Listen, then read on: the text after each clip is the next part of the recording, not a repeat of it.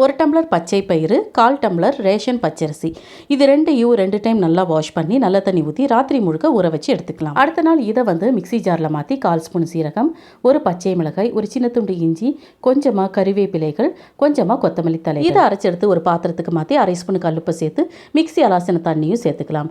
6:30 மணிக்கு நான் இதை அரைச்செடுத்துருக்கேன். இப்போ ஒரு பேனில் 1 ஸ்பூன் எண்ணெய் சேர்த்து 1/2 ஸ்பூன் வெள்ளை உளுந்து, 15 சின்ன வெங்காயம், 6 பல் பூண்டு, 4 காஞ்ச மிளகாய், 2 தக்காளிகள், இது எல்லாத்தையும் வதங்கிட்டு இருக்கும்போதே கொஞ்சமாக கறிவேப்பிலைகள், கடைசியாக நம்ம கொஞ்சமாக கொத்தமல்லி தலைகளை சேர்த்து மிக்ஸ் பண்ணி நம்ம ஆற வச்சு மிக்ஸி ஜாரில் சேர்த்து 1/4 ஸ்பூன் கல்லுப்பி சேர்த்து அரைச்செடுத்து அதை நல்லா தாளிப்பி சேர்த்து கொடுத்தா சூப்பரான சட்னியும் ரெடி. இப்போ காலையில் 8:30 மணி. இப்போ நம்ம தோசை சுடலாம். இந்த தோசை கம வாசனையோடு இருக்கும்.